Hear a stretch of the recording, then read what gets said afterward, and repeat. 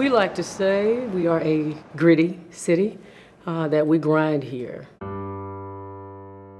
Our history did not start at the assassination of Dr. Martin Luther King, but it is the thing that most people in America have known and remembered this city for. When we look at Memphis today, like many cities, is also struggling with civil rights. How is that manifested? How is it manifested in our schools? Memphis is not necessarily unique in the issues that they're dealing with, but the city's legacy places it in a very complex position. There is a real struggle for people to own that education has to be different. You have to have a higher level of education. Like, that's a new narrative for us here in Memphis. We have to create an education system that's preparing us for the future, while at the same time, education is, for us, a very strong historical lens as well.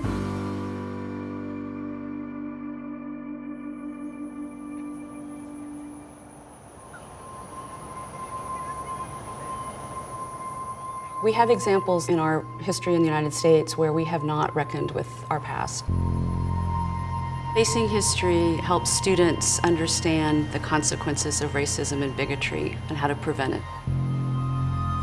One of the students discovered the history of the lynching of L persons here in Memphis. She was just completely outraged that she never heard about it. It was disturbing. It happened in our community. It happened somewhere so close, and I wanted people to know because this is very lost to history. The lesson of the day was, okay, you're really passionate about knowing about this. What do you want to do about it? We have put up statues and plaques of people from 100 years ago who were basically, it was like racial terrorism, but we haven't put plaques where people have died and people have been murdered, and that doesn't make sense to me, especially in Memphis. The site where the lynching took place is completely overgrown, very inaccessible, and the first thing they wanted to do was get other organizations to be aware so that they could raise money to create a reflection garden. It's almost unreal to know that people were standing here in excitement trying to watch a man die. We can't fix problems today if we still haven't fixed problems from 100 years ago. Right. If we can help uncover the injustices that happened in the past, we can help make the future better. Students start to understand the danger of indifference, the danger of apathy, the danger of stereotypes and hate, but they also understand the power of compassion and of empathy. I'm proud to know that we're trying to come together and make a difference and make this known to people. The Peace Garden, it not only symbolizes remembering the lynching of L persons, it symbolizes the lynchings we haven't uncovered yet.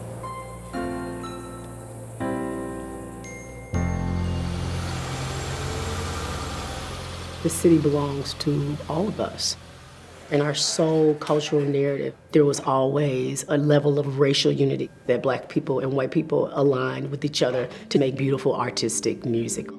And I think now we've only started to understand the magnitude of that. Nothing else connects us like music.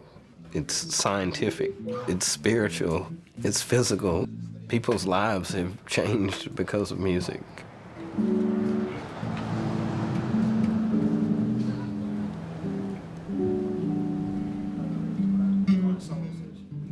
The Stax Music Academy is an after-school program. We get students in and we try to enhance their cognitive abilities, their musical abilities, as well as their character.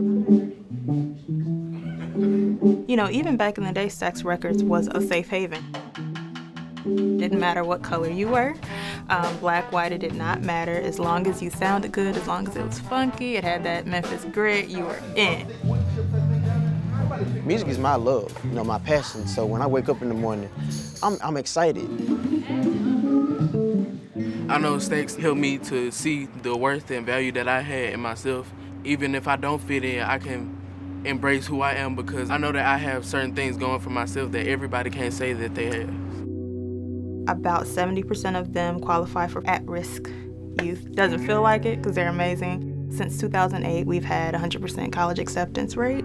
So when you see them leave and like they're getting like full rides to Berkeley or, you know, to Indiana University, you know, Juilliard, oh my gosh, like I remember when you first came in and you didn't know the C scale, you know what I'm saying? Okay, Kaylin, come on, get these saxophone parts, please. They're coming really shy, really bashful, you know, afraid to look you in the eye. And by the time they graduate, if they've been in the program 3-4 years, they can speak intelligently about what they've learned here at the Stax Music Academy. And you just see them become leaders. Just having a community of people with like minds is very nourishing and encouraging.